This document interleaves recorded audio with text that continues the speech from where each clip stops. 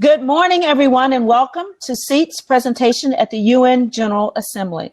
I am Peggy Dodson, President, CEO of UBC TV. We are an urban media technology broadcast company. UBC TV is a strategic partner with CETS, and I will be your moderator for the next today and tomorrow. Yesterday, we had a wonderful, wonderful session, and today is going to be just as awesome. And I promise you, you would want to attend all of these sessions. So before we start, I'm going to do a little housekeeping. We do have a booth with white papers. If you go down to the pavilion, you'll see the CETS booth. We are a sponsor. CETStechnology.com is our website. And we have CETS TV on the UBC TV platform. You can go there and you will see a lot of our strategic partners and members there. Please feel free to network with everyone engaged. This is what this is all about. This is what this is all about. So what we're going to do, we're going to have each person or an organization will have 10 minutes to talk about their company and their relationship with CETS. And then from there, we will have a roundtable discussion with everyone. So I'm very, very excited about this morning's topic, which is about corporate green bond funding. Because you can have the greatest idea in the world, but without the money, it doesn't work. So, CETS has brought together strategic partners to help prepare and position participants in CETS Global Carbon Emissions Reduction Program, providing private sector funding for CETS decentralized net zero circular economy, B2G, B2B, B2C product production, and trade hub infrastructure development projects. Vincent I. White, Gerald DaCosta, co-founders of CETS Waste to Energy and Technologies, serving as preferred international developer of Sustainable Development Goals, SDG, through environmental, social, and governance, EGS asset investments for the implementation of its ESG corporate green climate bond investments for government participation in its global carbon emissions reduction program. So that's a mouthful, but it's all about setting the money up and how do we pay for this? How do we create funding? So we're going to go, I start with Vincent and Gerald. Let's discuss the role in the international developer of sustainable goals for the environment. Yes, Vincent White. I'm an architect for over 30 years plus mechanical and industrial engineering experience as well. And looked at how do we finance this transition in a most effective manner possible. So what we end up doing is collaborating and structuring as a developer of ESG investment opportunities. When we go into a community, we want to do what we call an asset-based assessment, looking at the natural assets, the human capital of a region to be able to quantify those assets to be placed on a digital ledger that could serve as collateral to back our corporate green bonds to help nation states, governments participate in a global carbon emissions reduction program. That's a mouthful in itself, but as a developer, what we're trying to do is position ourselves as that preferred developer in a public-private partnership scenario, whereby we will bring the expertise, the capacity, the innovation, and the technology necessary to leverage the natural resources and human capital of a community, train them and prepare them to participate in their own revitalization. Part of the capital necessary in structuring a green bond scenario It's all about transparency, being able to track the whole process to make sure no greenwashing is going on. Mm-hmm. So when we come in and utilize the waste streams of a community and track it and quantify it and make it bankable to finance the use of that resource, that raw material, to go into an economic sustainable structure that can support the growth and sustainability of one's economic platform. So what I've organized is a team of experts that can help us carry out that mission and position and prepare nation states and communities to be a bankable scenario where the money that's sitting on the sidelines will feel comfortable coming in and participating. Because these governments right now, because of this virus, budgets are upside down. They don't have a clue or have the financial wherewithal to finance the necessary transformation that's necessary to be able to meet their demands and make their commitments set at the Paris Accord. This is the decade for implementation, and we're presenting a plan of action to make that happen in a way to finance that transition where it does not encumber their budgets currently, but we're infusing corporate dollars to be able to make that happen, private sector dollars to make that happen.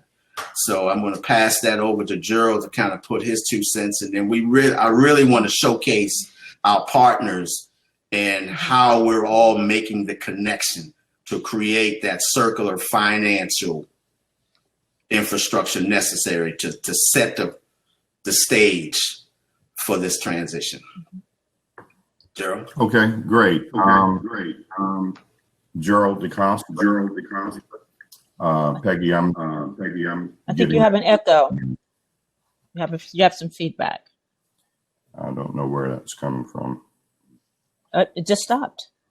Okay, great. Gerald DeCosta, IT technologist and economist with about 30 years of working on IT, cybersecurity, infrastructure projects. As Vince, I don't want to kind of go over a lot of what Vince has already covered, but we've positioned CETS as developers of SDG, ESG asset investments. And we're recruiting participants to work within our eco villages to bring value to our circular economy paradigm, which requires us to use the labor force as assets. Much of our efforts lately has been researching how to monetize these important projects. Nobody, to our knowledge, has been able to quantify this human capital to become bankable for private infrastructure development for securing 1.5B in green bond implementation. By capturing and quantifying those human capital skills as bookable assets, this brings value to our circular economy paradigm. Human capital is being undervalued and not captured or valued correctly at all. Mm-hmm. So given our asset-based assessment, as Vince has mentioned on the front end, we may more readily mobilize the labor force already existing in our database for projects because we know that the exact skill sets needed for the Eco Village project to be funded. If outside help is needed locally, we may pull from the surrounding region. That's why it's important for us to get this database of human capital and the skill sets that we need.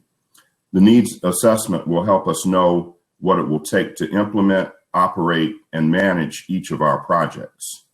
We'll be collecting valuable data across the board of both human and natural resources, such that no demographic sector is left behind, ensuring that all who wish to participate become stakeholders in the revitalization efforts of their own communities and their own regions. We have the technological solutions to address the waste streams and to leverage them in such a way that we not only solve some of the more pressing and waste and environmental problems, but also to use them in such a way to stimulate and even revitalize the regions in which we'll be operating. Peggy, as you had mentioned, the challenge has been to package these projects in such a way that is palatable to investors, since we are bringing private sector dollars to address public problems. The last leg of our efforts, after figuring out the technical answers by integrating synergistic technologies, is scaling those technologies, and that requires our projects to be bank ready. The last mile or hurdle to any great idea is financing.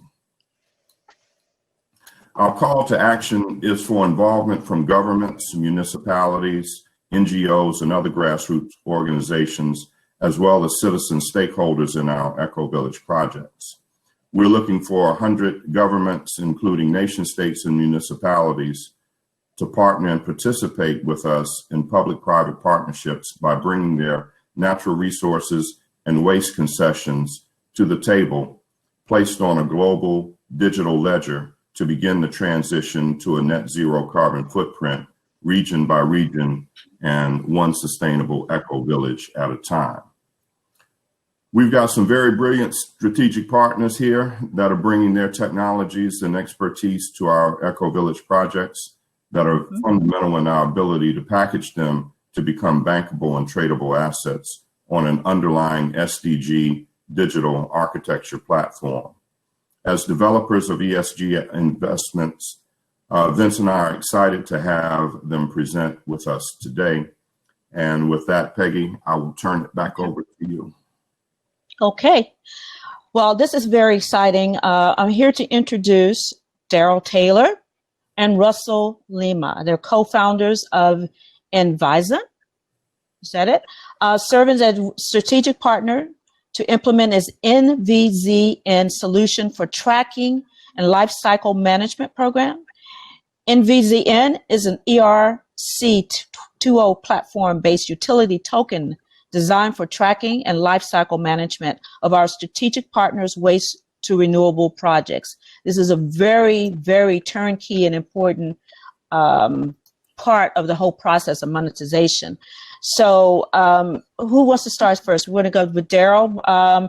Tell us about your company and what do you see the issues facing the market and its impact, and what impact your solution will have on investments as CETS prepares communities globally for this transition into a net zero circular economy production and trade hub platform.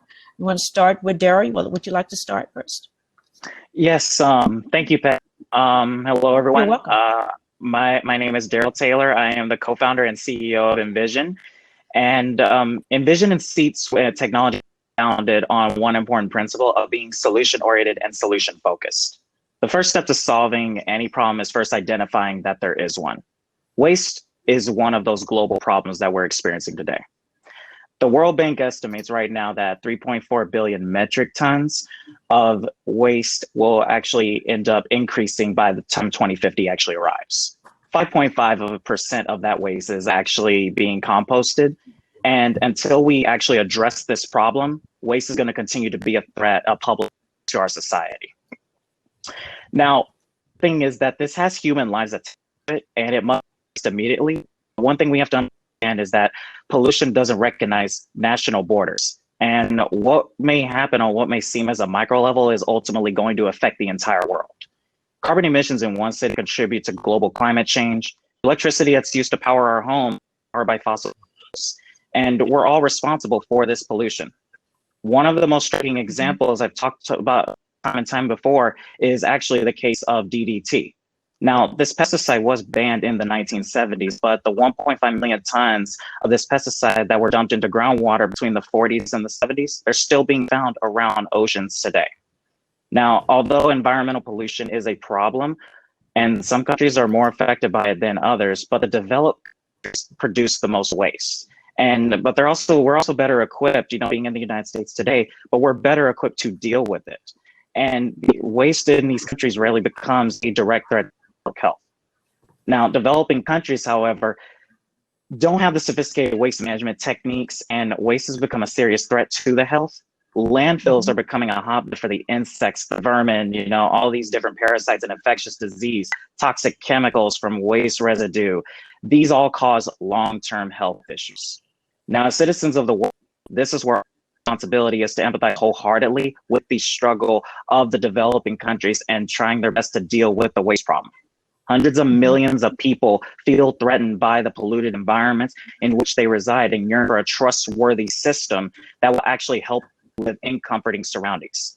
It can't be stressed hard enough for people living in developing countries. The global waste crisis is not about broader scale concepts like carbon emission or climate change. It's an immediate threat that directly affects air that they breathe and also the water that they drink. It's something that must be addressed for the future of society and, more importantly, our children. Envision finds this current situation we're experiencing right now troubling and, more importantly, unacceptable. The access to proper waste management should be treated as not only as a basic utility, but as a basic human right. Waste is a global problem that demands immediate and effective change and action, and particularly for these developing countries around the world. Fortunately, with the power of technology and strong partnerships with special thanks to CETS Technologies, along with Luna, Digitizing Assets, and BitXme, and Aerobotics, as Envision and the team, we have found a solution. And a major part of environmental pollution is lack of waste management, specifically the waste tracking. Now, even in a technologically advanced countries, tracking waste is still a manual or semi-manual process, which means that it is subject to possibility of human error or ill will. Now, waste is often misplaced and dumped into rivers or left on landfills intentionally for simply the profitability's sake, lack of infrastructure, or even loose regulations. And mishandling of waste is something that happens everywhere, even in the developed countries. Let's see, for example, one of the infamous related incidents that's happened in history. And in the 1960s, that was Ford Motor Company. Where Ford Motor Company dumped more than 35,000 tons of toxic paint sludge into the lands of Ringwood, New Jersey, and poisoning the groundwater with arsenic, lead, other harmful chemicals. Decades later, the contaminants dumped into groundwater supplies will still threaten a watershed of 2.5 million residents, which is a quarter state's population. Now, children used to play in the sludges of bright paints and debris in the landfill, and that's 100 times more toxic than the advised safety levels of the lead. Years later, numerous families are still being affected by high rates of cancer and other adverse health issues that are in the region. Now, what happened in New Jersey and the northeast of the country still happens to this very day. And let's not deceive ourselves, it will continue to happen, ladies and gentlemen, until we make an extreme change. The only way to stop this once and for all, however, is to tackle the core of the problem and implement a solution. And to help me better explain Envision's use of our decentralized ledger, none other than our Chief Architect Officer and also the co-founder of Envision, Russell Lima. Thanks, Daryl. Thanks, Peggy. I'm Russ Lima. I'm the co-founder and architect for Envision. Envision is revolutionizing the waste industry by tracking waste on a decentralized ledger from the birth throughout its final destination. Smart contracts on the blockchain integrated with the Internet of Things solutions will basically remove all human possible errors. When waste is produced, a digital tracking asset is created with a certificate of origin and a batch number. From there, every movement of the batch of waste can easily be recorded on the ledger with the help of IoT devices. Using IoT to track packages is pretty much standard practice for people like Amazon, UPS, and others. What we're doing here at Envision is we're aiming to apply this concept to the tracking of waste, all while making it easier and more efficient with the decentralized cryptographic solutions. Important information associated with each one of the shipments or batches is secured on the decentralized ledger using smart contracts. Now, here's where the cryptographic advantages of Envision's method come in handy. The smart contracts can be independently audited, but they cannot be forged, modified, or in any way tampered with. Everything is transparent, and nobody can cheat the system by disposing of waste in a way that is harmful, because we already know the route it's taking. Waste is tracked with Envision, has no other option but end up being used in a responsible and eco-friendly way. The current method, as Daryl mentioned, of waste tracking is outdated, which can lead to hazardous handling of the waste. With Envision, mishandling of waste becomes virtually impossible. The whole process is automated, waste tracking becomes transparent and immune to tampering. Envision does not just offer a vague solution, but a coherent concept to support these by solid data. Tracking of waste with our method could result in up to a 30% reduction in carbon emissions by increasing efficiency that not only reduces operating costs, greenhouse gas emissions, it also lowers the financial cost of getting. In addition, Envision's partners are providing with an economic incentive for properly handling of the waste, which will ensure faster adoption of the waste management techniques. Well, there's one aspect of Envision's method of waste tracking that is particularly important to developing nations. Jointly with CETS technologies, we'll be bringing not only tracking of the waste, but the ability to provide a circular way of processing the waste. Instead of waste being tracked into landfills or possibly being lost, it ends up in the CETS mobile hybrid waste energy solutions. These stations intake any waste material and turn it into energy that is patented and completely environmentally safe, not leaving behind any harmful byproducts like gases, solids, or airborne carcinogens. In fact, the main byproducts are clean water, power, and materials that can be used in manufacturing in their eco-villages, which is huge. It's game-changing, right? You're talking about a Jetsons world here, zero waste. And that's, in fact, the main byproduct of water is why it's very important also to developing countries. So Envision is solving with CETS, solving three problems: disposal of waste, renewable energy production, and access to clean water.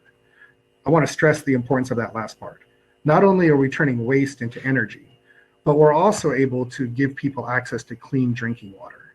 In a world affected by global warming, where water storages keep affecting more and more people, the ability to extract clean water from waste means the difference between life and death. The problem with waste is a serious global threat, but fortunately, Envision has the answer. It's something more than just a vision, it's a complete solution that deals with waste from the moment it's produced to the moment it's turned into renewable energy. We can no longer stand by and watch developing countries suffer through these global waste problems. Envision started nothing more than a dream about a cleaner, greener, brighter future, but now we're finally a reality, a glimmer of hope. Thank you. Thank you so much, Russ. That is really awesome. And you guys, Envision, you are the linchpin because this technology that you are presenting, the way that you're using it, is just phenomenal. It is phenomenal. It is the thing that's going to make everything else pivot. And speaking of pivot, now we're talking about, I'm going to introduce Lindsay Thomas Oliver. How are you, Lindsay, today? He's a managing director of Impact International Secured Investment Limited, serving as strategic partner to provide the development process of creating project green climate bonds for the economic repurposing for the circular economy. This is awesome, Lindsay. This is really exciting. How to save billions utilizing green mining on older mining properties during reclamation. You're in my wheelhouse right now. So Lindsay, tell us about your company and what do you see as issues facing the market and the impact your solution will have on the CETS Sdg Corporate Green Climate Bond for its net zero circular economy infrastructure development project. Have at it. I'm excited. Yes, certainly. Good day, everybody.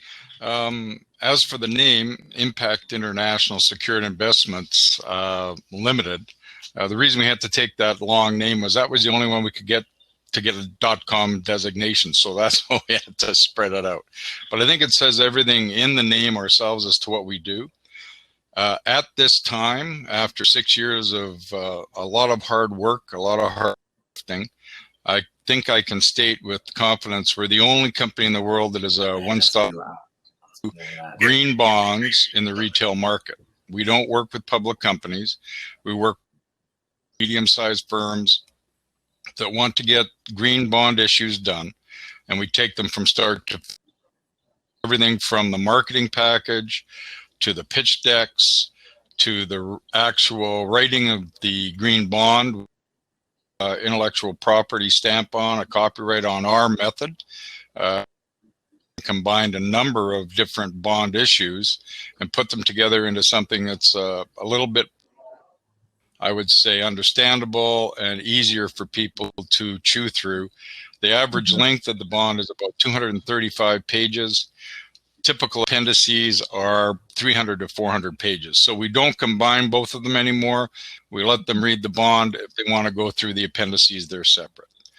What I will say is that we have spent almost 9 years in and out of looking for mining properties, ones that would be worthwhile for us to do the reclamation on. So what is compelling today is that we see collectively on a global scale that we as a society on a global basis have poorly managed over the last few centuries with regard to the climate, doing most things wrong. I think most of it was without really meaning to, due to the society being unaware in most instances of our overall negative impact globally. A lot of it is not done on purpose. It was done just because they didn't know any better. So I think one of the big things we have to do today for a majority of the mining and manufacturing concerns is to put in an oath that says, in essence, very simply, do no harm.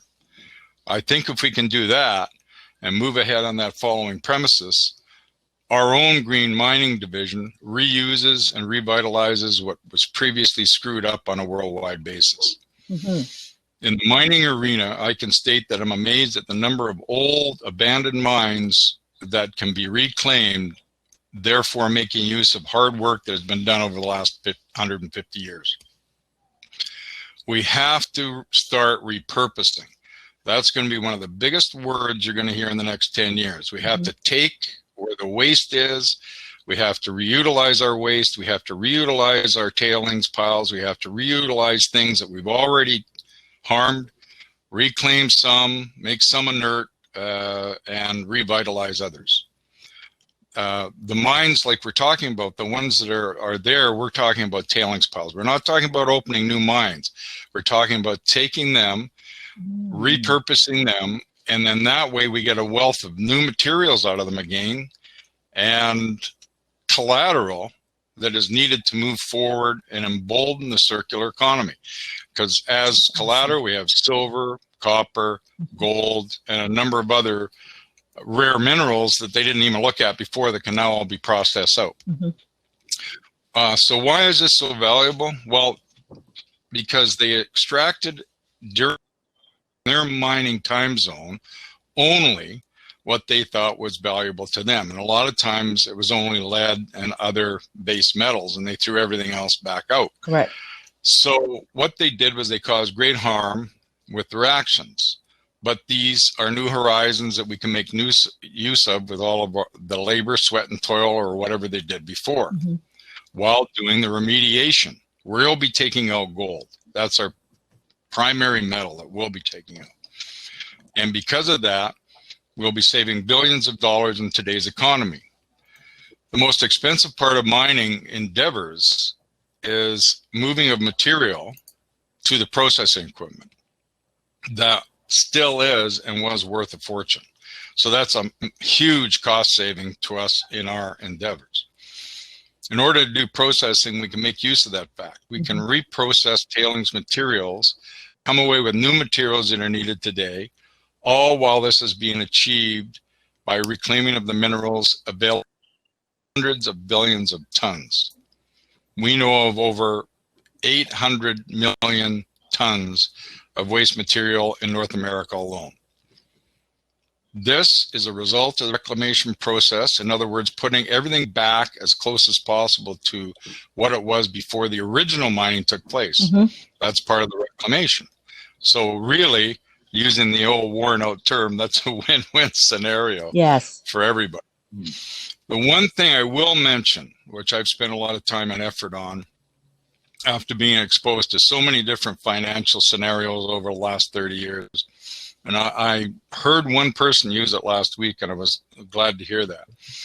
And our approach is a key factor we call TTR, time to revenue. Most people still talk about return on investment, all these other things, and that's great. They're still there. But time to revenue means speeding up the permitting process for the mining in our instance. This is in a relation with the sense of urgency. We must all address. I know we all have urgency, but we have to have urgency that, results in action. So when it comes to climate concerns, that's our first and foremost pinnacle, and I would say our ground moving event. Most financing issues, like getting a green bond financed, and over the last 5 years, it's taking on an average of between 2 to 3 years for the majority of green bonds to get financed. And that came out from a study from Environmental Finance magazine. Another 2 years for build out of most projects, and now you're at a 5-year time span. That to me is simply not acceptable. Not at this stage of the climate dilemma. We can't wait 5 years. That's true. So what we've engaged to do is to work diligently to get green projects finished within a 2 to 3 year time frame, hopefully with the build out included. That's incredible.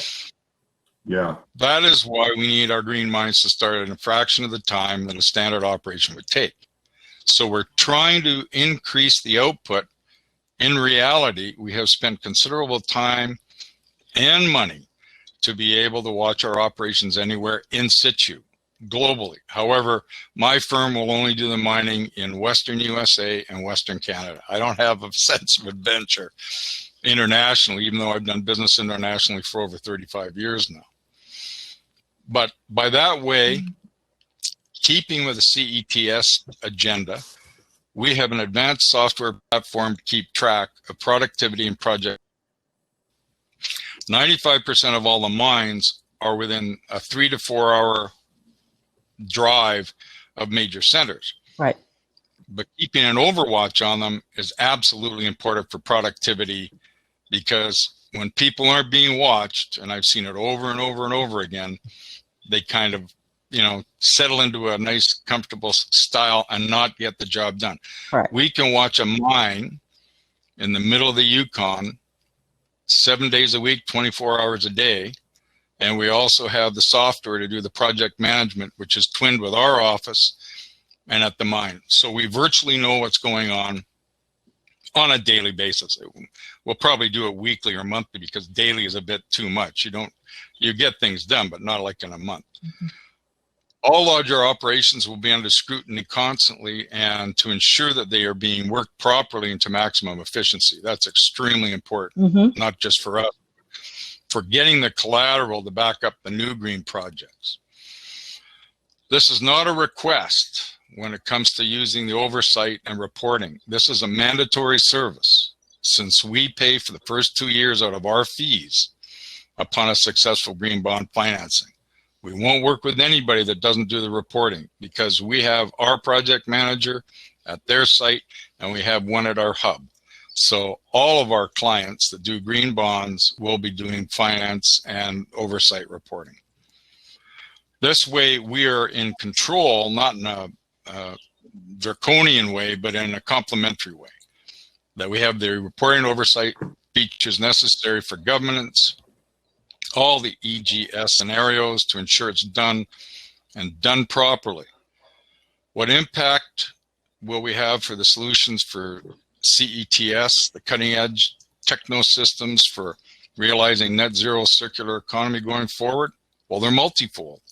First and foremost, we create green capital for projects that have to get off the ground as quickly as possible for the good of the globe, that on our own provide many benefits to the circular economy simply by those projects and waste to energy, solar, renewable energy, whatever they may be, by just simply coming online. That way they are helping the overall fight for the climate battle. Our biggest challenge is to get the process working at light speed. And I've been working on that with our team for 3 years now. If we're to make this happen, then we must accelerate the process of funding. I'll repeat that. We must accelerate the process of funding. In turn, the more projects that are genuine that get funded will have huge long-term benefits for the whole world. Our example of the green mining model will use absolutely every advanced technique possible for operations and processing. As an aside, I was in the robotics flexible automation industry for over 17 years. Mm-hmm. I know where we can use labor. I know where we can use flexible automation. I know where we can use robotics. So it complements employment. You can make more jobs by getting more done in a shorter period of time and providing more capital. What it means to us is we have to use battery-powered vehicles, solar power, advanced processing equipment that use no harmful chemicals, or if they do have a little residual, we take any small amounts and make them totally inert and harmless. We work with 2 leaders in the world for processing with high-end systems. One's EnviroLeach and the other one's called BACTEC. They actually use different ways of breaking down the elements so they're totally and all the parameters that we need to have them in today and do no harm. One central theme in many of the financial discussions during what I've been watching on the UN sessions, and it's been there for years, and it's been an ugly little thing that's been put under the rug, and of course, it's the avoidance of risk duly maintained.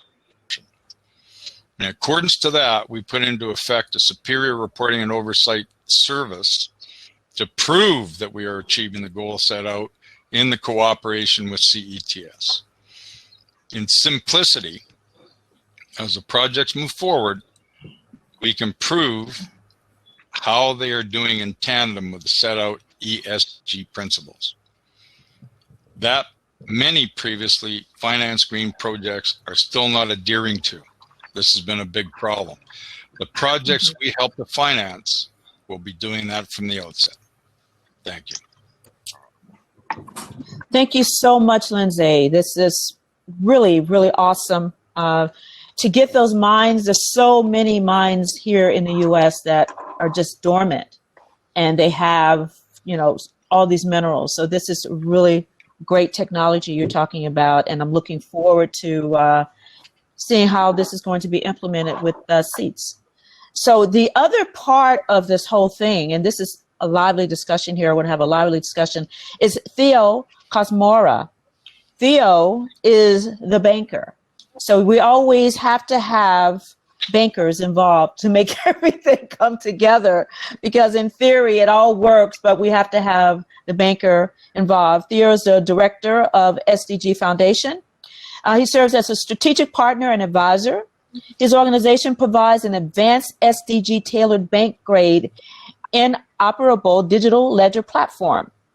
SDG Ledger facilitates natural resource-backed funding for SDG projects while additionally delivering fully integrated smart city e-commerce supply chain solutions. And I love that smart city thing, Theo. This is, I was waiting for you to come up here because this is going to tie everything up together here as a nice little package.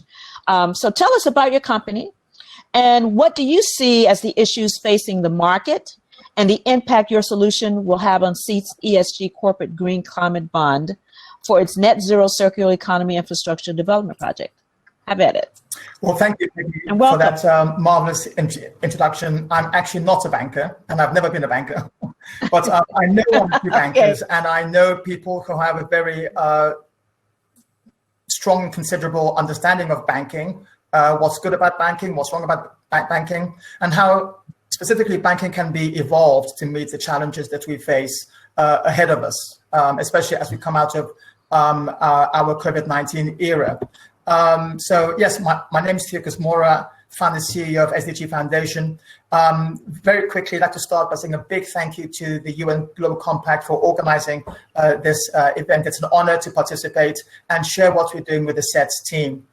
Our mission is to enable conscious business, and we define conscious business as a business that is economically sustainable and which in parallel, not as an afterthought, facilitates social empowerment and inclusive economics on a wider scale. I've actually been working around the UN goals since 2010, when I helped UNDESA create a solution for the Millennium Development Goals, or the MDGs. And for my sins, I was given a UN award.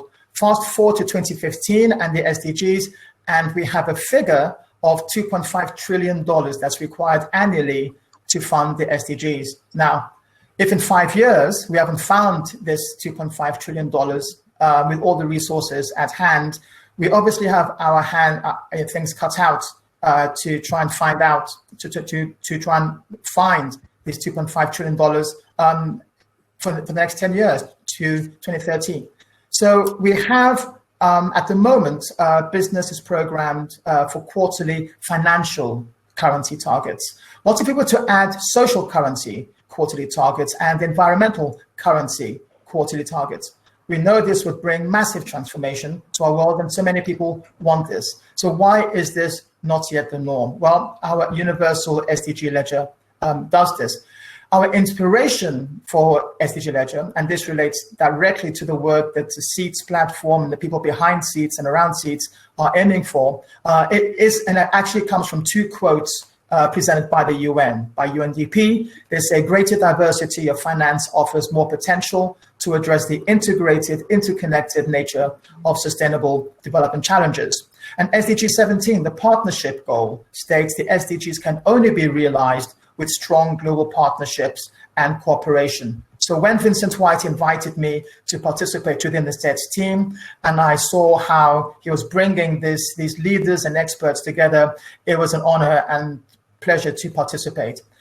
In this context, SDG Ledger is one of 4 pillars of a universal partnership-based transformation platform called SDG Partners, not surprisingly.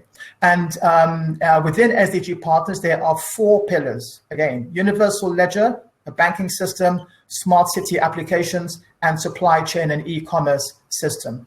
All are fully integrated. The ledger itself is a bank-grade, natively interoperable digital ledger that empowers all clients and partners to work and collaborate in one or more SDG use case, which is important, avoiding the limitations of siloed blockchains such as Ethereum blockchain and inefficient bank systems. Our universal ledger enables you to reduce inefficiencies of supply chains and banking systems, massively increase profitability and impact, and significantly expand funding capacity for your organization or network of partners across any and all of the SDGs, and that's important. So 3 of the 6 key features of SDG Ledger include omni-ledger capacity, encapsulation, I'll explain what that means in a second, and interoperability. So SDG Ledger can deploy and present and manage all 3 or any combination of each of centralized ledger, decentralized ledger, and distributed ledger. We all know of blockchain and Bitcoin as an example, the prime mover of blockchain. So that's an example of a distributed ledger. A centralized ledger will be used by a corporation or a bank. A decentralized ledger network is where you have a network of centralized networks, which could be used by a network of banks, for example. Encapsulation is really important in terms of sustainability and business continuity, in terms of how it enables us to benefit from evolution and future developments in our world.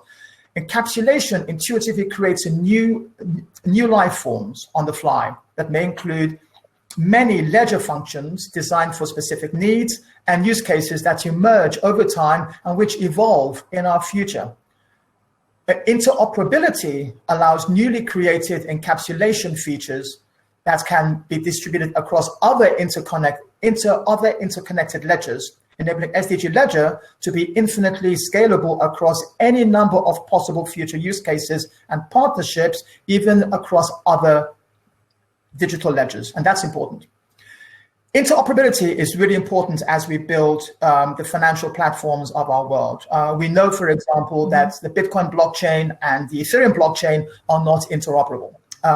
Richard Brown, who is the former CTO of Hyperledger Fabric blockchain, he's now the CTO of R3 Corda. He says, we're seeing lots of separate business networks being deployed. So Fabric network here and another Fabric network over there, but they're not designed to interoperate. So it's almost like the wrong vision because we have disconnected networks. We have disconnected applications because the underlying architecture was not the right one for business. So imagine if you're on Vodafone and your friend is on Swisscom in Zurich and you're trying to call them. Well, if you were on the Swisscom blockchain and they were on the Bitcoin, on the Vodafone blockchain, you wouldn't be able to talk to each other. So interoperability is a massive issue with blockchain now. Every blockchain is a walled garden, and we need to be moving beyond walled gardens. It's no good being decentralized, but decentralized within a walled garden when participants and partners are beyond the garden wall in their particular space. He continues, I argue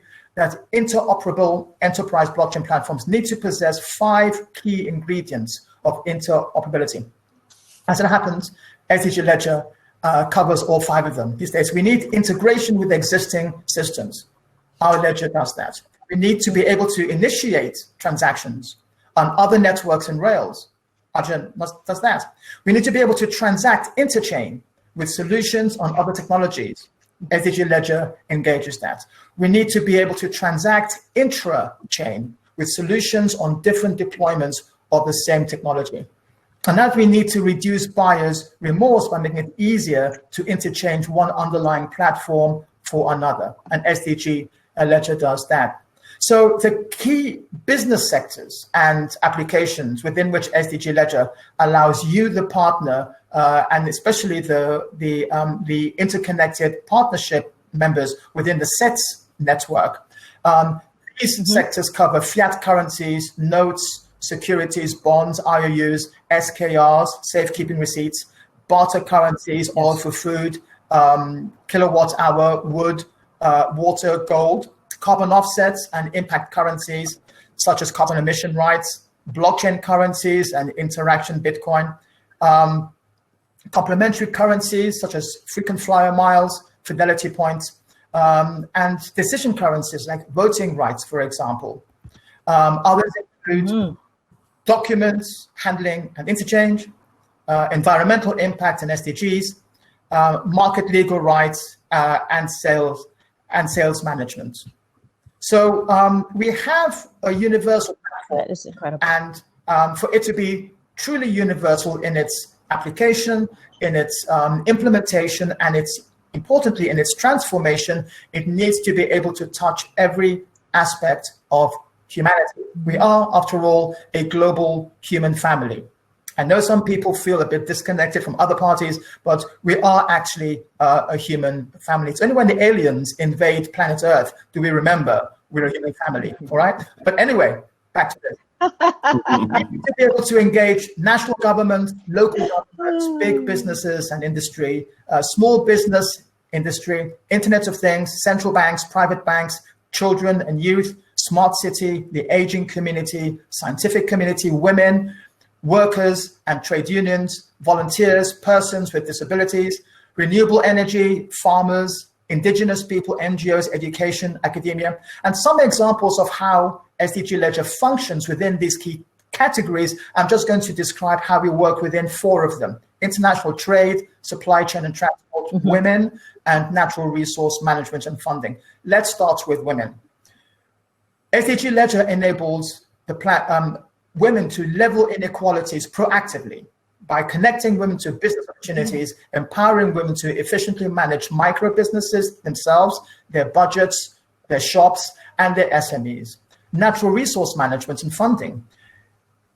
Organizations and state parties can create digitized asset classes with our digital currency to manage, measure, and trade value in natural resources, supply chain, and transport. One can initiate automation and frictionless transactions to enhance supply chain logistics, transportation, and supply on demand. And international trade. The platform can power frictionless trade finance, customs processes, transportation and logistics, insurance, distribution IP, and procurement payments. And of course, lastly, family offices and impact investors need a platform that is secure, that has traceability, and is a regulated environment. There's more to that, and we can go through that at a different stage. So 3 core components of the platform are the universal wallet, natural resource finance, and how we work with the CETS team and green climate bond system. The universal wallet It's an internationally regulated platform that can hold multiple currencies and accounts that create the total balance for a user's wallet in one single electronic wallet. The universal wallet's monetary currency balance can be from a credit card, a bank account held in any bank, a cryptocurrency with blockchain, i.e. Bitcoin, for example, or digital currencies as an extension of fiat money centrally managed by a central bank or a commercial bank. And this can include SWIFT messages such as MT7XX and MT103. The key functionalities of the Universal Wallet, which would enable all participants within a CETS ecosystem, such as an eco-village, for example, include peer-to-peer transactions, and there'll be no intermediaries between these transactions, because all through the platform, through partner banks. Direct conversions and exchanges. Gold can be used as a common value of reference to support all activities, and this actually relates to what Lindsay was just saying a few seconds ago. 24/7, 365, real-time settlements, SMS and offline payments is enabled, and we actually deliver a secure browser for the online banking experience. And there's API for third parties to integrate into our system. Now, what's really important here is how do we value natural resource assets such as land or water or gold or whatever, and try and come up to this figure of $2.5 trillion, which we've got to find and to finance these projects annually. Well, natural resource assets of any and within any territory that contributes to a nation's GDP can be registered and benchmarked within a data bank. The data bank powers an exchange of commodities that incorporates key indexes. Natural resources in the data bank key indexes incorporate 3 stages of valuation. 1, geotagged raw materials in the ground. 2, raw materials stored in a vault. And 3, finished goods that are ready for sale. The data bank sectors of assets that constitute the benchmark include, number 1, natural resources such as metals, gold, cobalt, etc.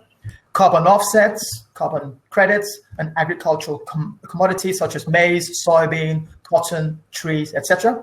Telecoms and energy utilities assets such as gas, electricity, water, solar, hydrogen, for example, and also bonds, bonds and securities and notes such as company stocks, government bonds, and of course, green bonds. Working with CETS and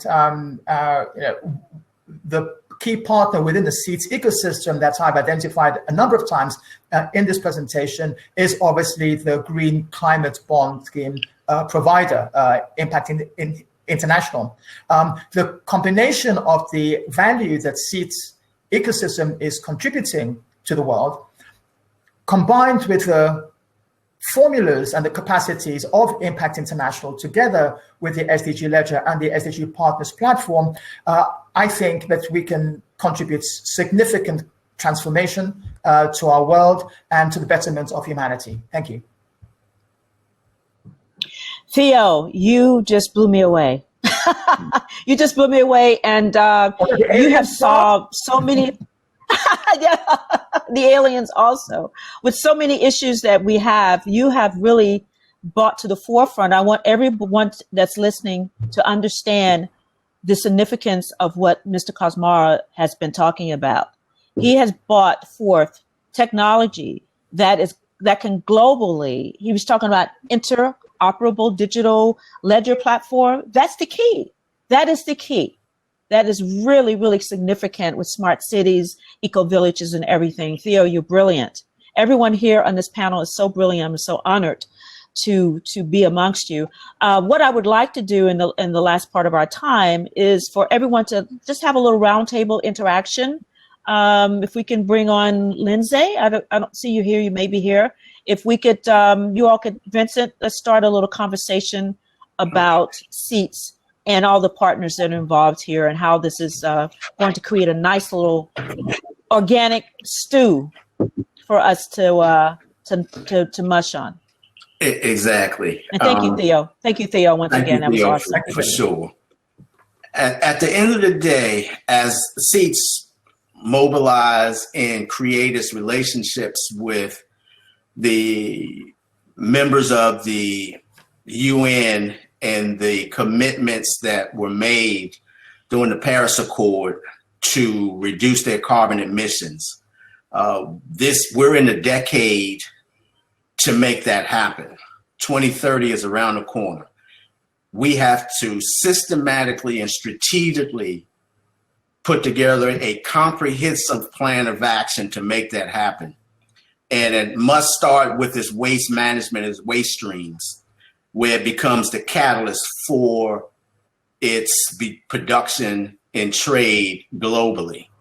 What we've laid out is not only a way that we can finance this process, but also the engagement necessary that we need to happen with these public-private and through public-private partnerships, and the commitments that has to be made on both sides, the private sector and the public sector, to get engaged and bring their resources to the table. What Theo didn't lay out, but we are putting a request out that governments bring their natural resources to the table to be placed on our digital ledger, so we can start monetizing and getting the assets and the capital necessary to help them in their transition. Awesome. We're in an important time right now, and what we really want to see by the end of 2020 or going into 2021, within the next 12 months, the engagement and the recruitment of those 100 nation states willing to put their assets on the line and on the table so they can become participants in our global carbon emissions reduction program to help them in their transition, getting to a net zero waste to 100% renewable circular economy construct, which is very, very important, because it affects not only the environment, but also the health issues that's going on and that every nation is battling right now. We're willing to put $1.5 billion in our corporate green bonds on the table with matching dollars from those governments in assets to support this transition. So that's the call that we're putting out.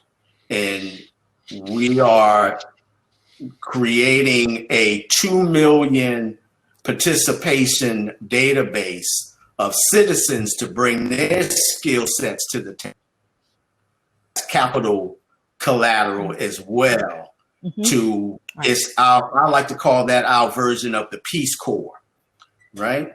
And because we're going to need all hands on deck creating train-the-trainer programs and preparing the minds and the spirits of the citizens so they can be part of this transition as stakeholders.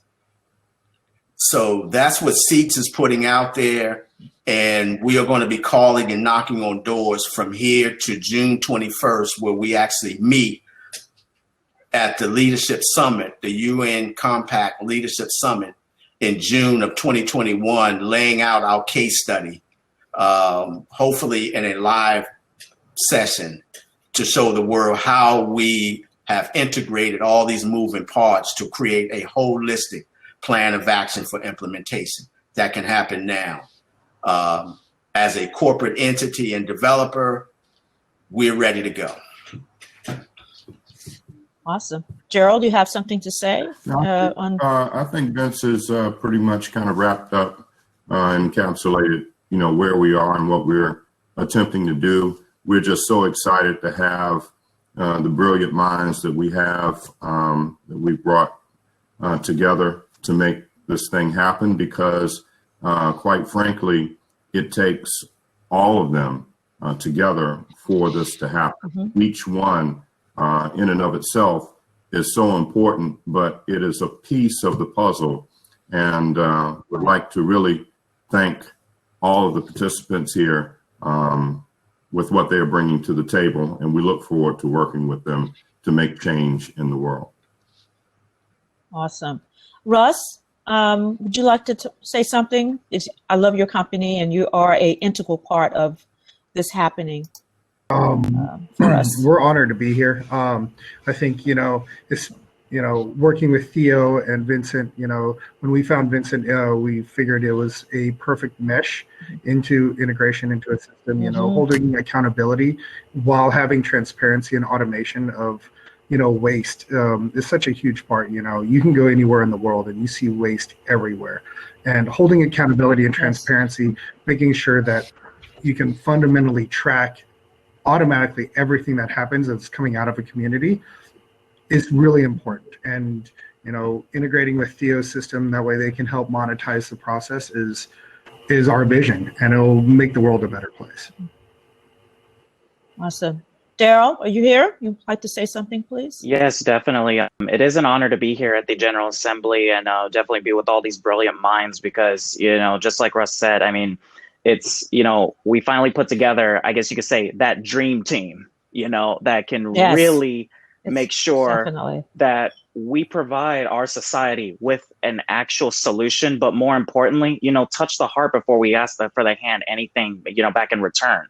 And that's going to put trust back in people, which is essential to moving forward in any society. And, I'm Vincent and, Mr. Theo, Mr. Gerald and Lindsay. And, Miss Peggy, thank you so much. But I'm just honored to be here. And welcome. Thank you for having us and our team. You're awesome. Lindsay, here you are. You have something to say for us, please? I do. And I want to compliment Gerald and Vincent, of course, and the Eco Village. Once that's set up, it can be replicated. That's the beauty of it. You can go wherever it's needed and put an Eco Village in place. In fact, I see the rebirth of USA and small town Canada and yes. We small town. We don't have rural situations, so it's a problem that we have to get back to and make centers now that are fully capable with all the technology and all the different people that are chomping at the bit, so we can make eco villages virtually anywhere. That way, again, that would accelerate everything on a global basis, and that's a must. So thank you very much for the opportunity to give participation in this talk, and I appreciate everything. And yes, there's some very bright and keen people, so let's march forward. That's right. And Theo. Well, thank you, Peggy. Once again, it's a pleasure and an honor to be part of a team with such a mission. I just want to reference very quickly what Lindsay was saying there about getting back to local. For various reasons, some good, some not so good, but everyone's getting back to local. We're not traveling as much as we used to before COVID. And we now recognize the importance of rebuilding value in the local environment that we used to have before automation and corporate objectives, destroyed local economies, sent manufacturing overseas, and suddenly in a catastrophe like we have right now, everyone's scrambling for the basics. May, for example, we sent a rocket into space, but in that same month, we couldn't manufacture masks in our countries. So that says that's an example of how far we've strayed from where we need to be. So getting back to local, of course, we are always universal, all of us. We are one global family, as I was saying. We are that, absolutely. But we need to get back to local, and the CETS vision, what Vincent and Gerald have brought up here, creating these eco-villages where best practices can be brought in and manifested. And it's not just this team. I saw a message from an old colleague of mine, Chip Cummins of RDay. RDay are doing a quick shout out to them. RDay are doing fantastic work in the renewable energy space. And he's just referenced, so he's engaged from this queue here in what the CETS team is doing. So the transformation has already started to happen. So it's a pleasure, and thank you so much.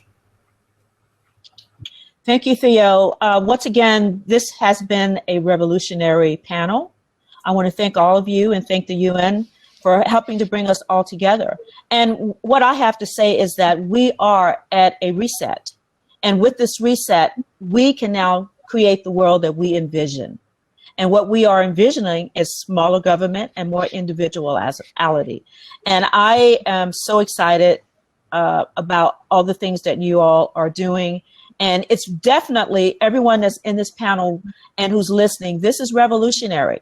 This is the first time that the world has, this is a debut of all this technology and these minds that have come together that are really solving the world's whole economic and human and global emissions problem right here. It's the Eco Village and the global platform that's being created right here, right now. This is history that we're talking about. So we're all a part of this. And I want to thank you all. And I wanted to say that this will be available to be seen in our booth right, I think, tomorrow or later today, if you missed it. And it will be on the UBC TV platform, on the CETS TV.